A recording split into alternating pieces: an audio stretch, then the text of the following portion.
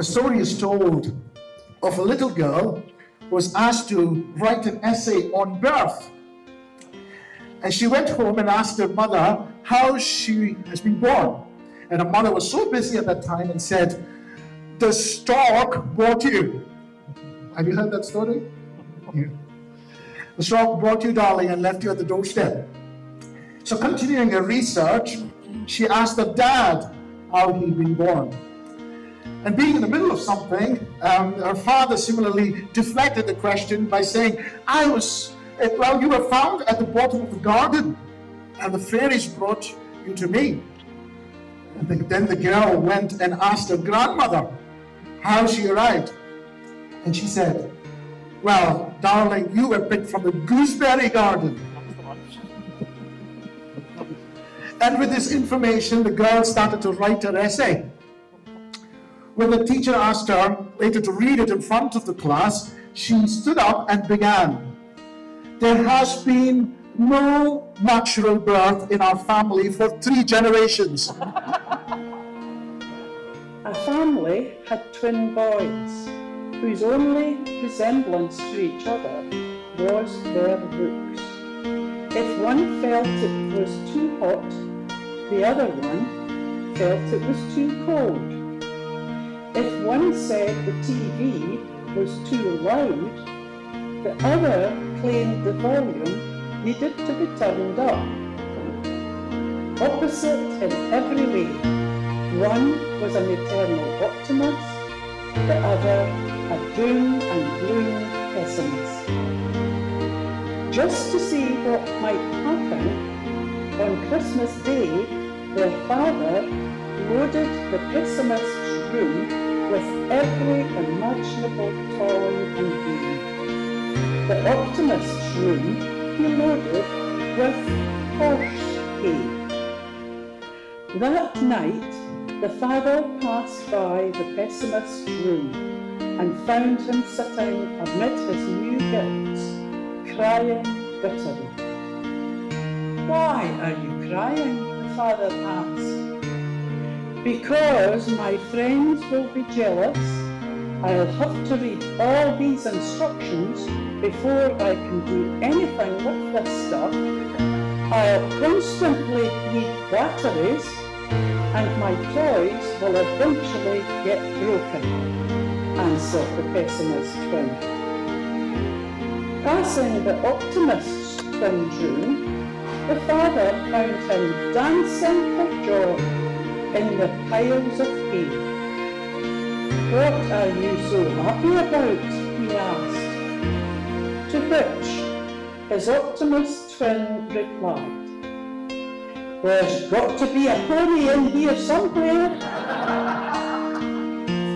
So there were about 10 contenders for this job. They just filtered down to 10. And the interview panel looks at this guy and says, "You know what? The questions are going to be very identical. So don't go out and blurt out all these questions once your interview is finished." So the first guy walks in. And the first question is, when do you think India got its independence? And this guy is sounding like he's just narrating a suspense thriller. And you know, it's very hard to say. It's a long process. There are a lot of debates and there are a lot of procedures needed to be followed, legislations that needed to be passed around.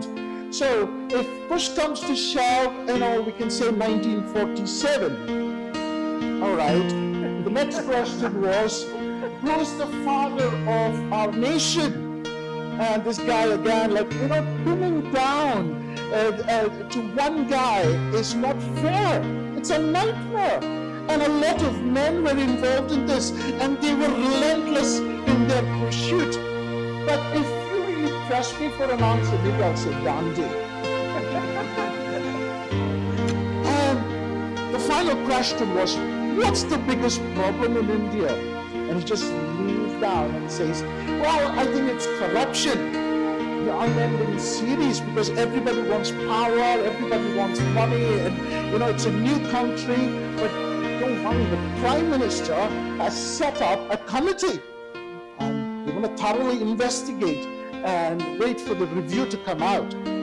So he exits, finishes the interview, and all the candidates rush to him and ask him, what's the questions? What are the questions? No, I just signed an NDA and I can't share any questions. Okay, if you can't share questions, can you just tell me what the answers are? And this guy just blurts out all that he said. And the next genius walks in. He says, it seems like your CV is half completed. It's incomplete. So can you just tell me what's your date of birth? Well, my birthday is an epic saga. It was a long process. There are a lot of debates and procedures that needed to be followed, legislations that needed to be passed. And if you just press me for an answer, I will say 1947. And the panel was quite worried. Okay, then what's your dad's name? And it's like, oh, that's a massive call. It's quite controversial to just name one, right? So it was a shared role. A lot of men were involved in this, and they were relentless in their pursuit, and pinning down to one guy is an absolute nightmare. And they were puzzled, asking if he's right, and he's like, it seems like he's lost his mind. It's like you've lost your head. Well, the Prime Minister is just going to put up a committee and fix that. So don't worry, they're on it, and the review is underway. There was a man who was caught up in shoplifting, folks. Can you believe shoplifting? And he was at a court, and the judge said, sir, I understand you stole a can of peaches. Yes. And how many were there? The can of peaches. The guy just looked at it and said, Your Honor, it was about 6 or 7 peaches there. And the judge said, well, 6 or 7, you will have 7 weeks of community service. Now that's your consequence of your shoplifting. And just before the judge just hammers down and gave the verdict, a woman in the court just stood up and said, well, Judge, hold on. It's like, who are you? Yes, well, I'm the wife of this man, and I need to confess something. He just stole a can of peas last week.